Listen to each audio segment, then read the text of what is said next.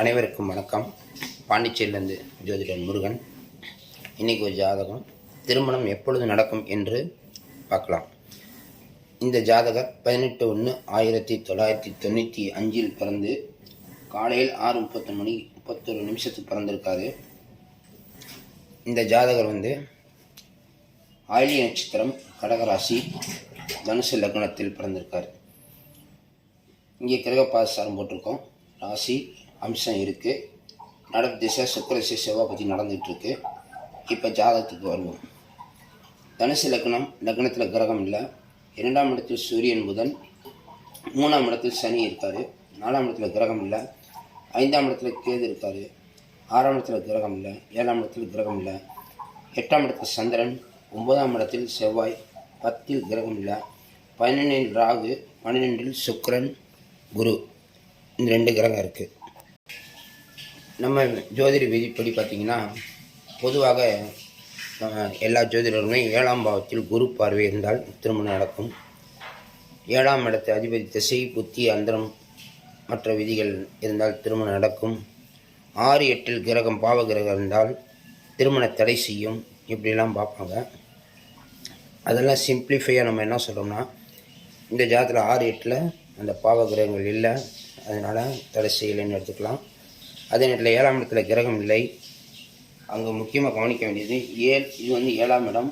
இந்த 7ஆம் இடத்துல கிரகம் இல்லைன்னா அவர் தன்னுடைய வீட்டுக்கு 8இல் போய் நின்று திருமண தடையை தருகிறார்.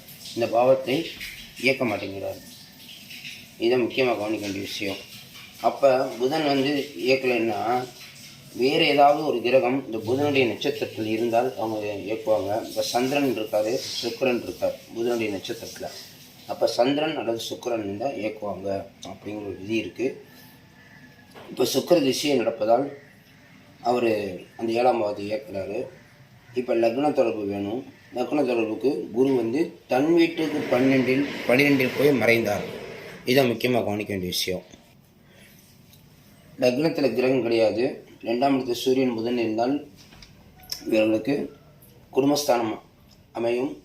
அதே நேரத்தில் 7ஆம் இடத்துக்கு புதன், இந்த 3 மட்டும்தான் நமக்கு தேவை. லக்னத்துக்கு குரு, 2ஆம் இடத்தில் சூரியன் புதன், 7ஆம் இடத்துக்கு புதன். இப்போ இந்த 3 கிரகம் தான் இதில் ஆக்டிவேட் பண்ணாலே திரும்ப நடந்துடும் அப்படிங்கிற ஒரு விதி இருக்குது. ஆனால் தடை செய்யப்பட்ட இதை நம்ம பார்த்தோம்.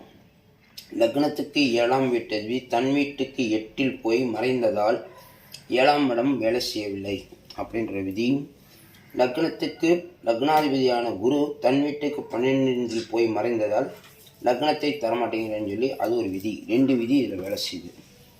இன்னும் 3 நிறைய விதிகள் சொல்லலாம். அதுக்கு அடுத்தபடியாக விதி பார்த்திங்கன்னா, அது எந்த நட்சத்திரத்துக்கு எடுக்கக்கூடாது அப்படிங்கிற விதியில் அதில் வரும்.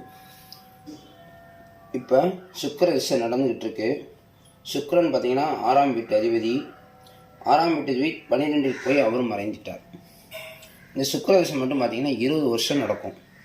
இப்போ இந்த ஜாதகருக்கு கிட்டத்தட்ட பார்த்திங்கன்னா ஒரு 35, 37, 40 வயசு வரைக்கும் வரும். ஏன்னா சந்திரன் ஆயில் நட்சத்திரத்தில் பிறந்ததுனால, 1ஆம் பாவத்தில் பிறந்ததுனால ஒரு 17 வருஷம் இருக்கும். அதுக்கு அடுத்தபடியாக 7 வருஷம் கேது திசை நடக்கும், 24. அப்போ 40, 42 வயசு வரைக்கும் சுக்கிர திசை இருக்கும். 42 வயசு வரைக்கும் தடை செஞ்சுக்கிட்டு இருக்குமானா அதுதான் கிடையாது. இவர் என்ன செய்வார்னா, சுக்கிரன் தடை செய்வார்னு இருந்தாலும் அவர் நின்ற நட்சத்திரத்தில் பார்க்கத்தோம்னா புதன். அப்போ 2ஆம் பாவத்தையும் 7ஆம் பாவத்தையும் இந்த சுக்கிரன் ஒருத்தரே கொடுத்துட்றாரு.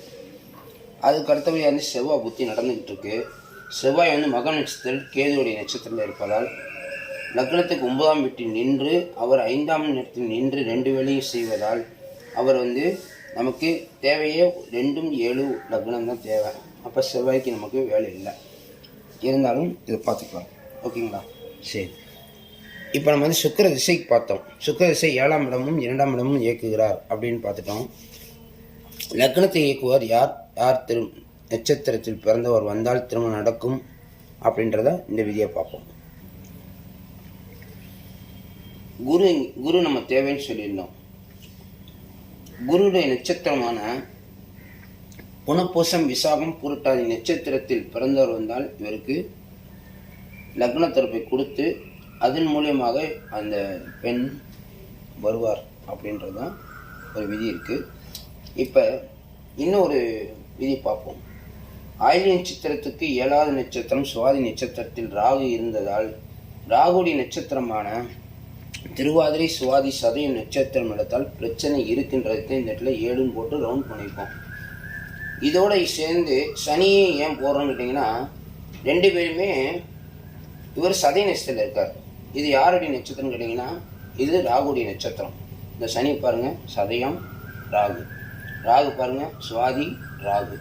அப்போ இவங்க 2 பேருமே பிரச்சனை கொடுக்கறதுக்கு தயாராக இருக்காங்க இந்த ஜாதகத்துக்கு அப்படின்ற விதி உள்ளுக்குள்ளே மறைஞ்சிருக்கு.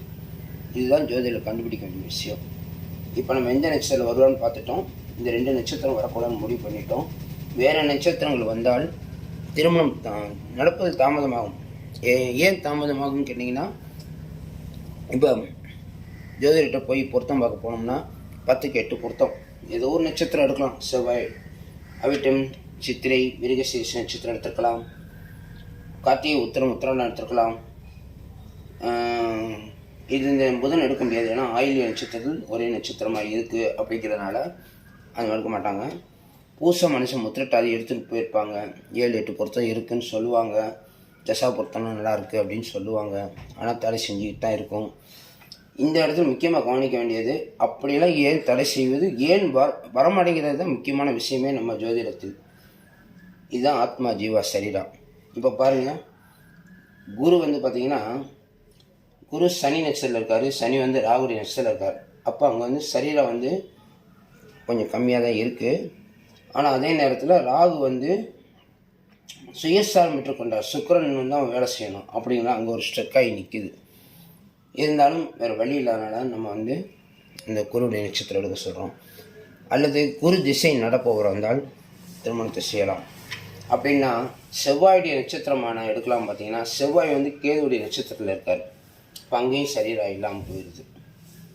செவ்வாய்க்கு ஜீவா சரீரம் இல்லாதனால செவ்வாய் நட்சத்திரம் எடுக்க முடியல. செவ்வாயுடைய நட்சத்திரம் எடுத்தால் ராகு திசை முடிந்து குரு திசை நடப்பவர் வருவார். ஆனால் அங்கேயும் அங்கே ஸ்டெக் ஆகிறதுனால நம்ம எடுக்க முடியல. இப்போ வேகமாக வரும். இப்போ செவ்வாய் புத்தி நடப்பதால் செவ்வாயுடைய நட்சத்திரம் வேகமாக வரும். சுக்கிரனுடைய நட்சத்திரம் ஏற்கனவே ஆல்ரெடி நிறைய ஜாதகம் இவருக்கு போயிடுச்சு.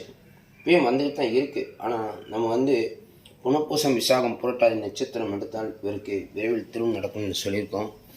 இது போன்ற சந்தேகங்களும் விரைவில் திருமணம் நடப்பதற்கும் திருமண பொருத்தம் பார்ப்பதற்கும் நம்ம பார்த்து கொடுக்குறோம். என்னுடைய நம்பரை டிஸ்கிரிப்ஷனில் தர்றேன். இந்த பதிவு உங்களுக்கு பிடிச்சிருந்துச்சுன்னா subscribe and share and like பண்ணுங்கள். உங்கள் ஜோதிடர் முருகன், பாண்டிச்சேரி. நன்றி, வணக்கம். அடுத்த பதிவில் மீண்டும் சந்திப்போம்.